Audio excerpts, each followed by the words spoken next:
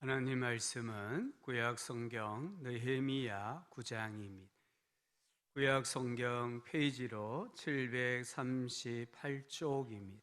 페이지로 찾으시면 좀 더 쉬울 것 같아요. 느헤미야 9장 1절부터 8절까지 말씀을 읽겠습니다. 교도가여서 한 절씩 나누어 읽습니다.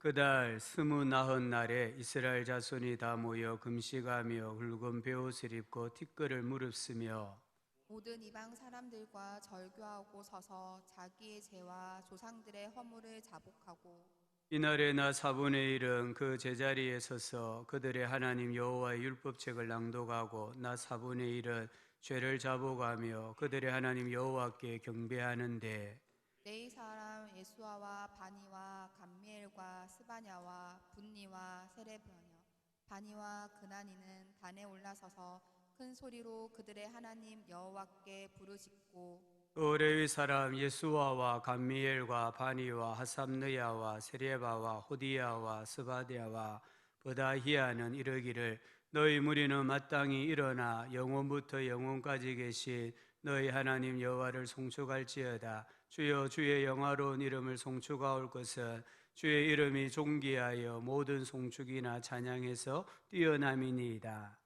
오직 주는 여호와시라. 하늘과 하늘들의 하늘과 일월 성신과 땅과 땅 위의 만물과 바다와 그 가운데 모든 것을 지으시고 다 보존하시오니 모든 성군이 주께 경배하나이다. 주는 하나님 여호와시라. 옛적에 아브라함을 택하시고 갈대아 우르에서 인도하여 내시고 아브라함이라는 이름을 주시고 그의 마음이 주 앞에서 충성됨을 보시고 그와 더불어 언약을 세우사 가나안 족속과 헷 족속과 아모리 족속과 브리스 족속과 여부스 족속과 기르가스 족속의 땅을 그의 씨에게 주리라 하시더니 그 말씀대로 이루셨사오매 주는 의로우심이로소이다. 아멘.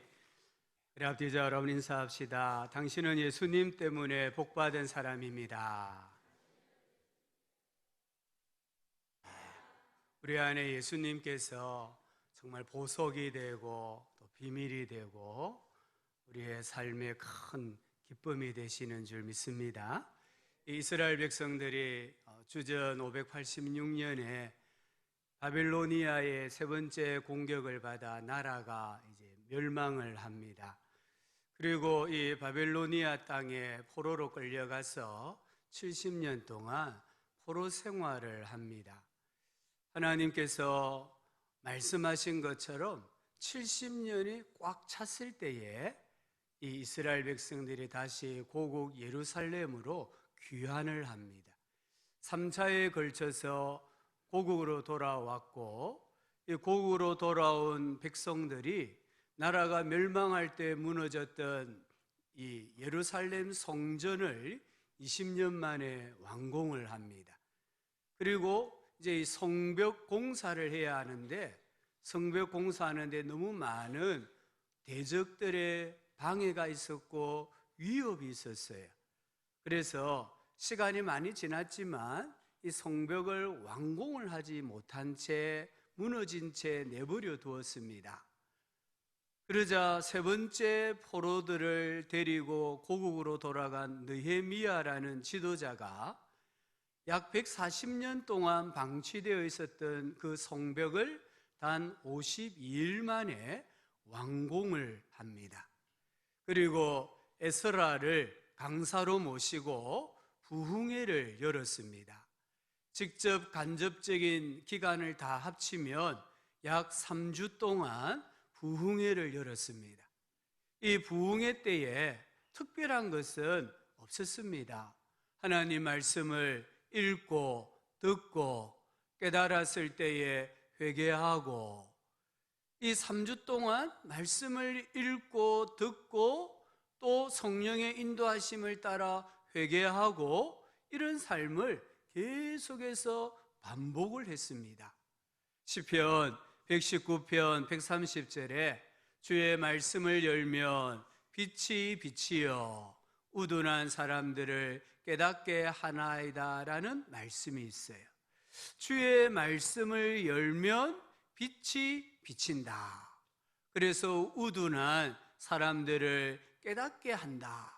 이 말씀이 이 느헤미야 시대의 역사 가운데 일어난 거예요.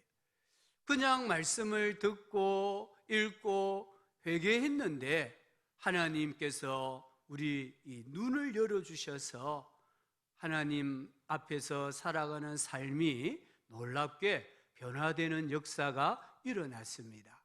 그 한 부분이 오늘 이 9장 말씀입니다.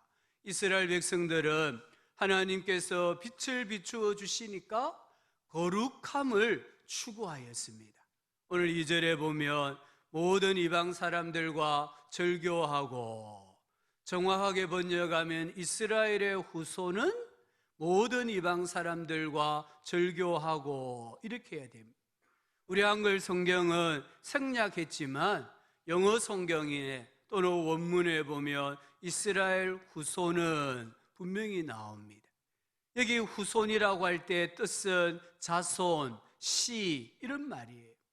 모든 이방 사람들 할 때 그 사람들의 히브리어도 뜻은 자손, 씨라는 단어의 뜻이에요. 물론 사용된 단어는 다릅니다. 이스라엘 후손 할 때 그 후손이라는 히브리어와 모든 이방 사람들 할 때 사람들이라는 이 히브리어는 단어는 다르지만 뜻은 동일하게 자손, 씨, 씨야 이런 의미를 가집니다. 하나님의 후손은 모든 이방의 후손과 절교했다 이 말입니다. 절교하다 이 말은 구별하다, 분리하다라는 의미입니다. 거룩이라는 의미입니다. 하나님 말씀을 듣고 깨달았을 때에 이스라엘 백성들은 가장 먼저 거룩함을 추구했다라고 말합니다. 그 방법으로 이방 사람들과 절교했습니다. 이 절교하다란 말이 무슨 말입니까? 산속에 들어가서 혼자 사는 것을 의미합니까? 아닙니다. 우리 그리스도인이 살아가야 할 자리는 속세입니다. 우리 그리스도인은 가정에 있어야 되고 이웃과의 관계에 있어야 되고 직장에 있어야 되고 우리 학생들은 학교 캠퍼스에 있어야 합니다.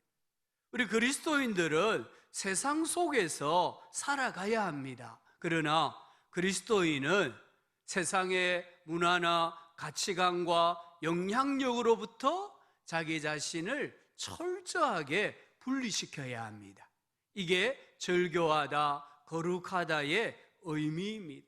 바울은 이 절교하다라는 이 말씀을 갈라디아서 2장 20절에 이제 내가 육체 가운데 사는 것은 나를 사랑하사 자기 자신을 버리신 하나님의 아들을 믿는 믿음 안에서 사는 것이다 라고 했습니다. 세상 속에 있지만 예수 그리스도를 믿는 믿음으로 살아가는 것이 오늘 말씀하는 절교하다 이 말이에요. 또한 로마서 12장 2절은 너희는 이 세대를 본받지 말고 이 세대를 떠나 산속으로 기도원으로 이렇게 말씀하지 않고 본받지 말고 했습니다. 우리 그리스도인은 세상 속에 있어야 합니다. 그러나 세상의 어떤 형태를 본받으면 안 된다라고 말씀합니다. 빌립보서 3장에서 바울이 자기 육체를 자랑할 수 있는 것들을 한 7가지 정도 이야기를 해요. 그 시대의 어떤 사람들은 자기 육체의 자랑거리로 말미암아 구원을 받는다라고 잘못 생각하고 있었습니다. 그래서 바울이 진짜 인간적인 조건으로 구원을 받을 수 있다고 하면 나는 어느 누구보다 구원받을 자격을 갖춘 사람이라는 것을 이야기하면서 한 7가지를 이야기를 해요. 이 7가지는 자기 인생에 정말 유익한 것이었다고 했습니다. 이익이 되는 것이라고 말씀했습니다. 그러나 예수님을 만난 이후로는 그 유익하던 것을 해로 여겼다, 잃어버렸다, 배설물로 여겼다라고 고백합니다. 여기 잃어버리고 배설물 내긴다는 말이 무슨 말입니까? 이 말은 자랑하지 않았다, 신뢰하지 않았다, 더 이상 집착하지 않았다, 이 말입니다. 이전에는 이 육체의 자랑거리들이 죽고 사는 문제였는데 이제는 아니다는 거예요. 그리스도 예수님을 만나기 전에는 이 육체의 자랑거리들로 말미암아 울고 웃는 그런 인생이었는데, 교만해졌다가 또는 열등의식에 빠지는 그런 인생이었는데, 예수님을 만나고 보니까 그런 것들이 아무 의미가 없다는 거예요. 그래서 거기에 더 이상 집착하지 않는다는 말입니다. 바울은 여전히 로마 시민권을 가지고 있었습니다. 바울은 여전히 가말리엘 문화생이라는 자격을 가지고 있었습니다. 그러나 더 이상 그것 때문에 교만하다든지 그런 것들이 상대방과 비교해서 또 우울해진다든지 이런 삶을 살지는 않았다, 이렇게 말합니다. 이게 절교하다의 의미입니다. 예수님께서는 제자들에게 세상의 가치관, 세상의 영향력으로부터 절교할 것을 촉구하셨습니다. 마태복음 5장 29절 30절을 보니까 만일 내 오른 눈이 너로 실족하게 하거든 빼어내버리라. 내 백체 중 하나가 없어지고 온몸이 지옥에 던져지지 않는 것이 유익하며, 또한 만일 내 오른손이 너로 실족하게 하거든 찍어내버리라. 내 백체 중 하나가 없어지고 온몸이 지옥에 던져지지 않는 것보다 유익하니라. 여기 오른 눈을 빼내고 또 오른손을 잘라버리라. 이 무슨 말입니까? 그만큼 결단해야 된다는 겁니다. 오른 눈을 빼내고 오른손을 잘라버리는 그런 심정을 가지고 세상의 문화나 가치관이나 논리에 조금이라도 동정하거나 그 안에 묵묵거리지 말고 절교하라고 주님이 도전하고 계십니다. 오늘 우리 교회들이 또 성도님들이 신앙생활하면서 여전히 세상의 문화나 가치관에 젖어 있을 때가 참 많아요. 이 세상처럼 되지를 못해가지고 어떨 때는 안절부절하는 그런 모습들이 있어요. 왜 그렇습니까? 우리 안에 어떤 두려움이 있는 거예요. 내가 세상을 본받지 않으면은, 내가 세상 사람들처럼 동일한 생각과 가치관을 가지고 살아가지 않으면은 나는 뒤처지는 인생이 되고 실패하고 마는 인생이 된다. 나는 2등, 3등 인생이 되고 만다라는 이런 잘못된 두려움이 우리 안에 있기 때문에 우리는 자꾸만 세상처럼 되려고 하는 거예요. 창세기 35장을 읽어보면 야곱이 그 앞장에서 자기 딸 디나 사건으로 인해서 이 아들들이 세겜성 사람들을 속이지 않습니까? 할례를 받게 하잖아요. 그 할례를 받고 고통이 최고조에 달했을 때에 이 아들들이 그 성에 들어가서 모든 남자를 죽여버려요. 그러니까 야곱이 두려웠던 거예요. 이제 이 주변에 있는 부족들이 연합해서 우리를 멸할 것이라는 그 두려움이 있었습니다. 그때 하나님께서 야곱에게 베델로 올라가라 라고 하세요. 창세기 35장 2절을 보면 야곱이 이에 자기 집안 사람과 자기와 함께한 모든 자에게 이르되 너희 중에 있는 이방 신상들을 버리고, 그냥 올라가지 아니하고 자기의 아들들과 자기의 이 후손들에게 이방 신상들을 버려라 라고 말합니다. 지금 이 야곱의 자손들은 여전히 세상의 문화, 이 세겜성의 문화에 젖어 있다는 걸 보여주는 거예요. 이방 신상들, 이 이방 신상들을 나타내는 이 히브리어의 뜻이 뭐냐면요, 이간하다 이 뜻입니다. 사이를 나쁘게 하다 또는 멀리하다 이런 뜻입니다. 우상 숭배가 왜 죄가 됩니까?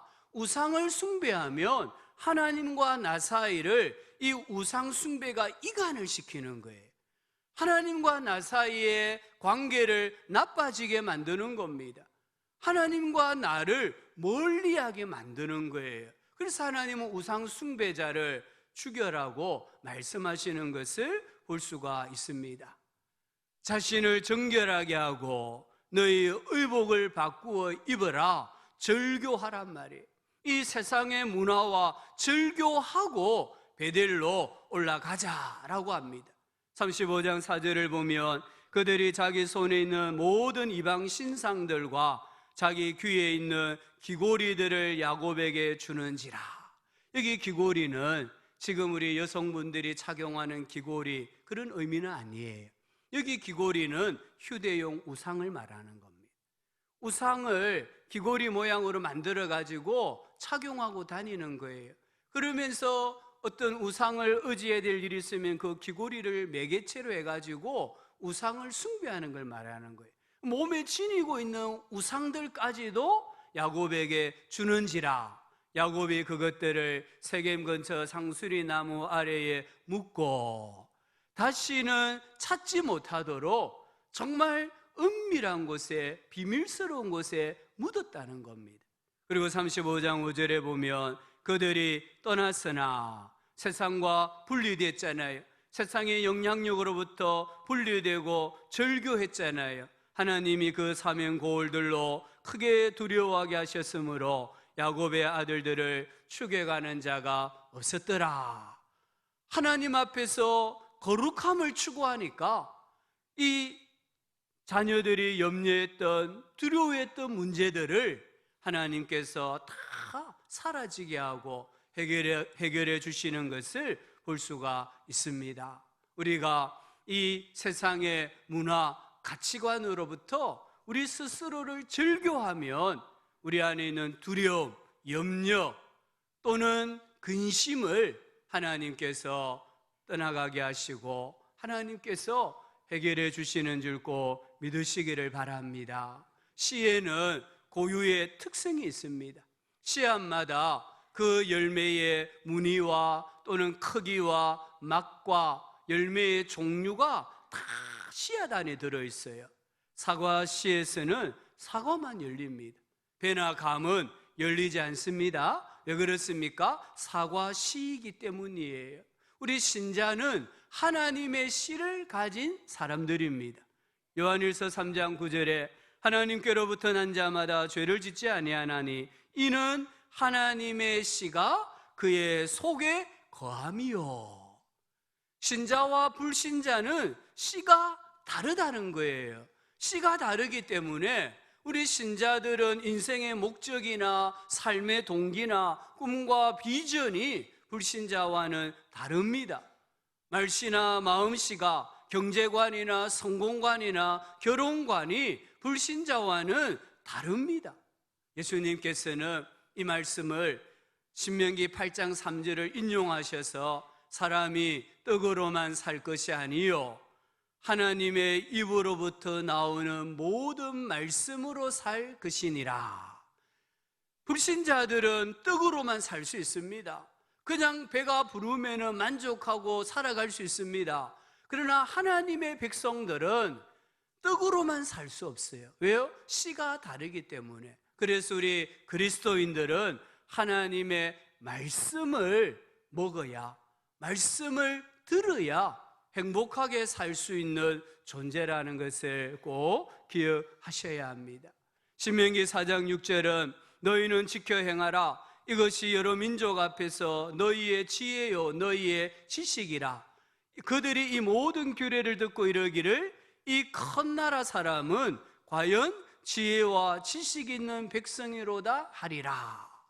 이 이스라엘은 지금이나 그때나 팔레스틴 땅에서 정말 적은 나라였습니다. 약소 국가입니다. 근데 이 이스라엘이 큰 나라가 되고 큰 나라 사람으로 지혜와 지식이 있다라는 칭찬을 받을 수 있는 방법은 너희는 지켜 행하라 이겁니다. 하나님의 말씀을 지켜 행할 때에 비록 약소국가고 힘이 없는 나라지만 세상 사람들이 볼 때는 큰 나라가 되고 이스라엘의 백성들은 지혜와 지식이 있는 백성으로 세상 사람들이 인정하고 우러러 높여준다라는 말씀이에요. 왜 그렇습니까? 하나님의 씨를 가진 사람들이기 때문입니다. 우리 신자와 불신자는 씨가 다릅니다. 그래서 신자가 불신자처럼 살아가려고 하면은 불행해져요. 독수리와 참새를 한번 생각해 보십시오. 독수리가 참새처럼 되려고 하면 독수리는 어떻게 되겠습니까? 날 수 없어요. 독수리는 참새가 나는 이 대기권의 공간에서는 날 수가 없습니다. 사람들에게 포획을 당하고 결국에는 철장에 갇히고 말아요. 참새도 독수리가 되려고 하면 안 됩니다. 참새가 나는 영역하고 독수리가 나는 영역은 천지차이예요. 참새가 독수리처럼 되려고 하면 날지를 못하는 것이 아니라 아예 죽고 마는 거예요. 독수리가 참새의 세계를 기웃거리면 안 됩니다.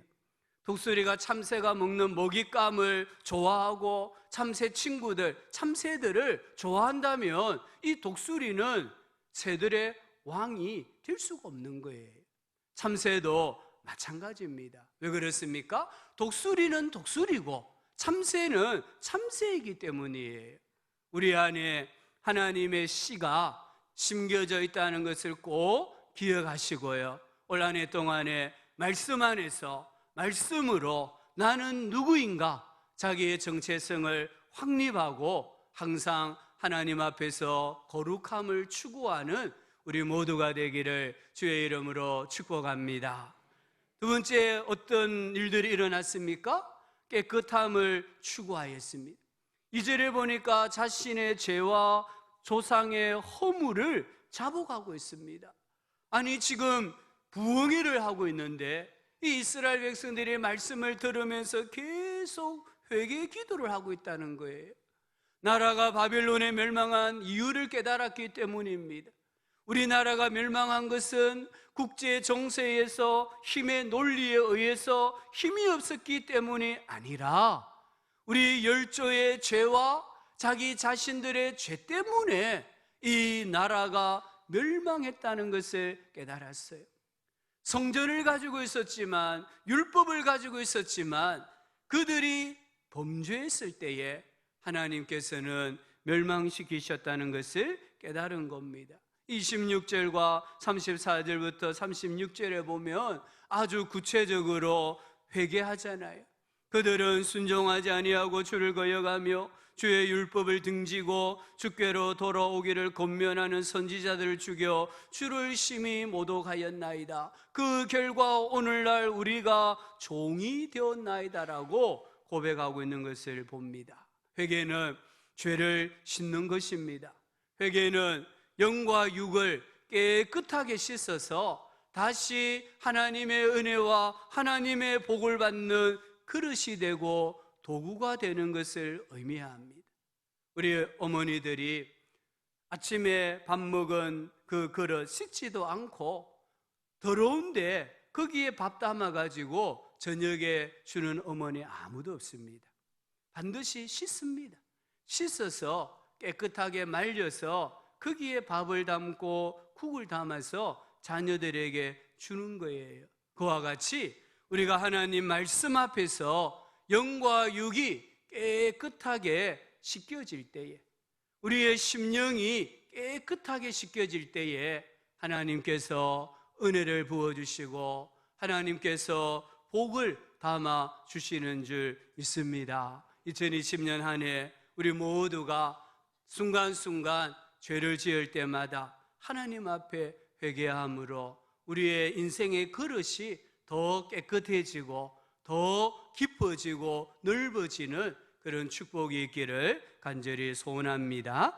세 번째, 오늘 얘기 보니까 첫 번째는 거룩함을 추구했고요, 두 번째는 깨끗함을 추구했고, 세 번째는 하나님을 추구하고 있습니다. 3절을 보니까 유다 백성들이 낮 4분의 1, 한 3시간은 하나님의 율법책을 낭독하고 낮 4분의 1은 죄를 자복하고 하나님께 경배했다라고 말합니다.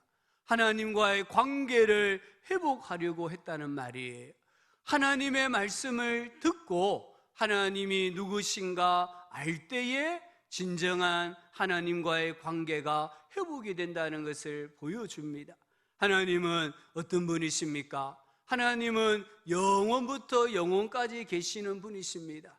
오늘 5절에 영원부터 영원까지 계신 너희 하나님을 송축하라 라고 합니다. 하나님은 우리 인생과는 결코 비교할 수 없는 분이십니다. 하나님의 지혜, 하나님의 능력, 하나님의 명철, 하나님의 사랑은 영원합니다. 이 영원하신 하나님이 누구 하나님이라고 했습니까? 너희 하나님이다. 우리 하나님이다. 영원하신 하나님이 유한한 나와 관계를 맺고 계신다라고 말씀하고 있습니다.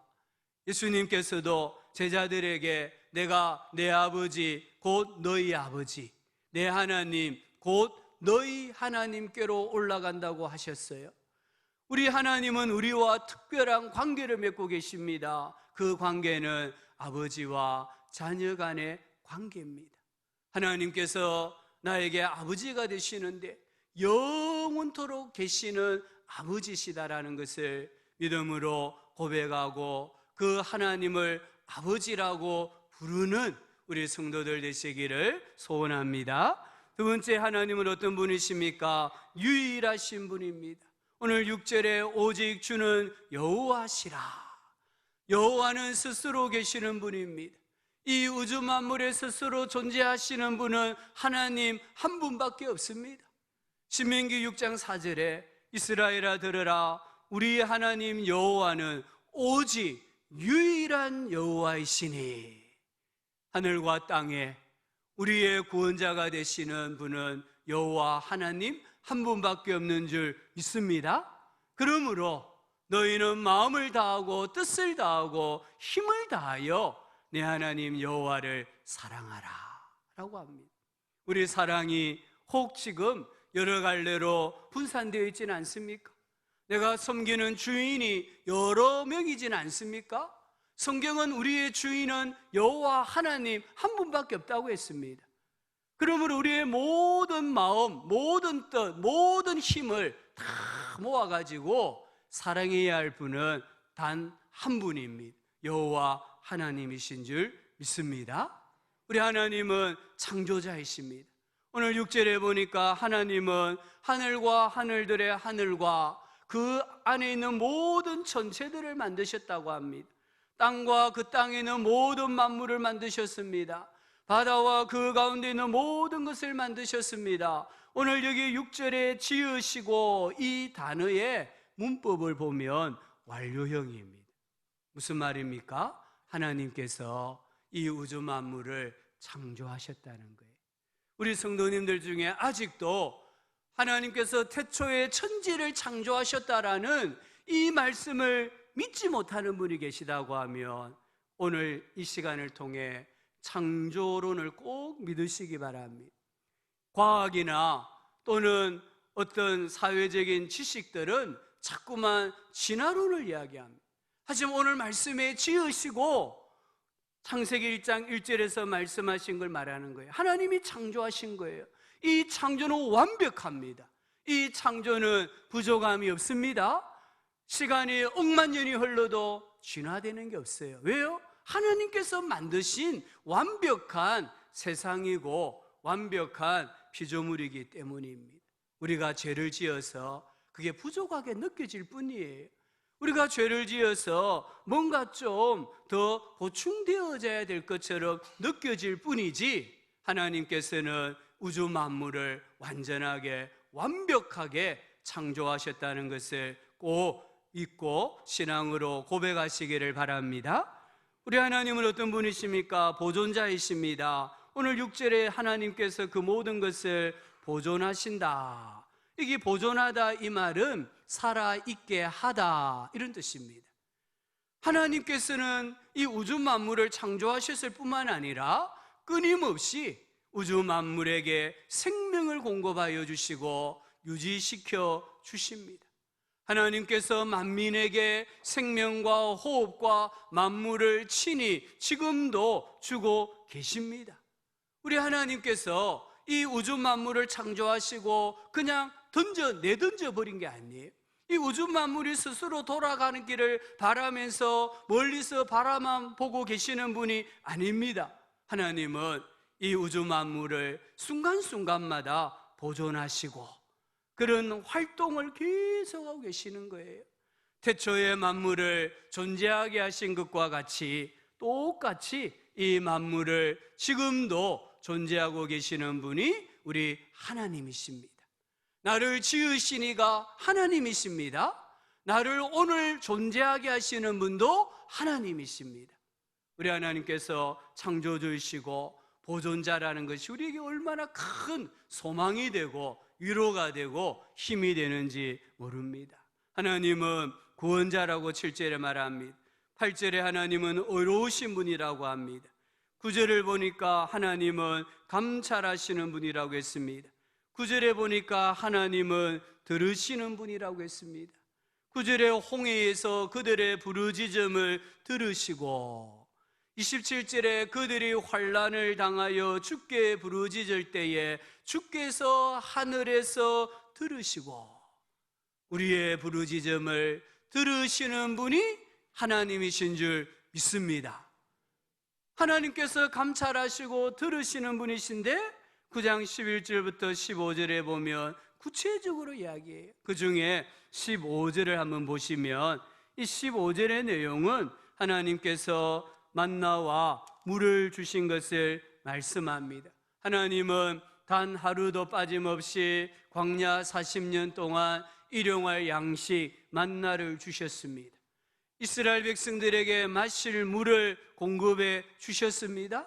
이 사건은 우리들에게 하나님은 자기 백성을 버리지 아니하시고 끝까지 책임지시고 돌보시는 분이라는 것을 가르쳐 줍니다. 그 하나님께서 오늘을 살아가는 우리들에게 일용할 양식을 주십니다. 오늘을 살아가는 데 필요한 믿음과 지혜와 명철을 주시고 건강을 주시고 물질을 주시고 담대함을 주시고 형통함을 주시고 평강을 주십니다.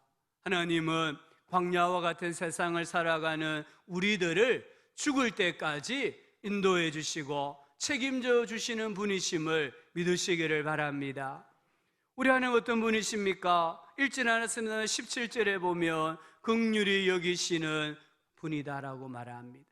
이 9장 5절부터 마지막 절까지 이스라엘의 역사를 회고하는 거예요. 이 중에 가장 중요한 단어가 뭐냐면 교만과 긍휼입니다. 이스라엘 백성들은 하나님께 반역하고 거역하고 교만하고 불순종합니다. 하지만 하나님은 이 이스라엘 백성들을 긍휼로 대하십니다. 17절에 한번 보십시오. 그러나 주께서는 용서하시는 하나님이시라 은혜로우시며 긍휼히 여기시며 더디 노하시며 인자가 풍부하심으로. 19절에 보십시오. 27절에 31절에 보십시오. 똑같은 단어가 나옵니다. 주의 크시 긍휼로. 28절에는 여러분 주의 긍휼로. 31절에 보니까 불쌍히 여기시는 하나님이라고 말씀하고 계십니다. 우리가 구원을 받은 것은 전적으로 하나님의 긍휼히 여기시는 은혜인 줄 믿습니다. 지금도 우리가 호흡하며 살아가고 있는 것은 하나님이 우리를 긍휼히 여겨주시기 때문인 줄 믿습니다. 이스라엘 백성들은 29절 말씀에 보면 29절에 아주 재미있는 표현이 하나 나오는데요. 거기 보시면 고집하는 어깨를 내밀며 끝부분에 나오죠. 고집하는 어깨를 내밀며. 이게 무슨 말입니까? 황소 고집을 말하는 거예요. 우리 사람들이 흔히 꺾을 수 없는 고집이라고 할 때는 황소 고집이라고 하잖아요. 이 이스라엘 백성들이 하나님 앞에 황소 고집을 부렸다는 거예요. 그럼에도 불구하고 하나님은 긍휼로 대해 주십니다. 그래서 70년이 차니까 고국으로 돌아가게 하시고 가난하고 힘없었지만 성전을 다시 짓게 하시고 무너진 성벽을 다시 재건하게 해주시는 하나님을 볼 수가 있습니다. 하나님 말씀을 들음으로 이 이스라엘 백성들은 거룩함과 깨끗함과 하나님을 추구하였습니다. 우리가 하나님 말씀 앞에서 거룩함과 깨끗함과 하나님을 갈망하고 추구한다면 하나님께서 주시는 영적 복이 있습니다. 그게 4절과 5절에 나옵니다. 이 4절, 5절에 사람 이름이 많이 나옵니다. 예수와 여호와는 구원이시다, 이런 뜻입니다. 바니, 여호와께서 세우셨다. 감미엘, 하나님께서 앞서가신다. 스바냐, 여호와께서 번성하게 하셨다. 분니, 세우다. 세레바, 여호와께서 뜨겁게 하셨다. 그나니, 덥다, 가리다, 보고자, 이런 뜻입니다. 하삼느야, 여호와께서 생각하신다. 호디야, 여호와 찬양. 부다히야, 여호와께서 여셨다. 우리가 정말 말씀 앞에서 거룩함과 깨끗함과 하나님을 추구하면 하나님께서 구원해 주십니다. 하나님께서 다시 세워 주십니다. 하나님께서 앞서 인도해 주십니다. 하나님께서 번성하게 해 주십니다. 하나님께서 우리의 신앙생활과 인생을 뜨겁게 해 주십니다. 하나님께서 나의 죄를 덮어 주십니다. 하나님께서 보호자가 되어 주십니다. 하나님께서 생각해 주십니다. 하나님께서 내 인생에 닫힌 것을 열어 주십니다. 이 하나님은 천지를 창조하신 분이잖아요. 이 하나님은 지금도 온 우주 만물을 운행하시고 섭리하시는 전지전능하신 하나님이시지 않습니까? 우리가 살아가면서 우리는 너무 자꾸만 하나님 앞에 더 이렇게 요구해요. 하나님, 더 많은 믿음을 주세요. 하나님, 더 많은 복을 주세요. 더 많은 은사와 능력을 주세요. 이렇게 기도합니다. 그런데 오늘 말씀에 하나님께서는 더 많은 것을 요구하는 것이 아니라 내가 너에게 준 것에 대하여 전심으로 해보라는 겁니다. 전심으로 하나님께 예배해라. 전심으로 하나님께 기도해라. 전심으로 하나님을 섬겨라. 전심으로 사랑해라. 이렇게 말씀하시는 거예요. 오늘 우리가 한 해를 살아가면서 전심으로 여호와를 구하는 교회가 되고 성도가 되기를 소원합니다. 정말 전심으로 하나님께 예배하고 전심으로 기도하고 전심으로 하나님을 사모하고 갈망하는 우리 교회와 성도들 되기를 소원합니다. 그래서 교회가 하나님의 부흥케 하심을 경험하고 우리 성도님들의 영육이 강건해지고 하나님과 동행하는 기쁨이 충만한 한 해가 되고 가정이 되고 성도님들 되시기를 주 예수 그리스도의 이름으로 축복합니다.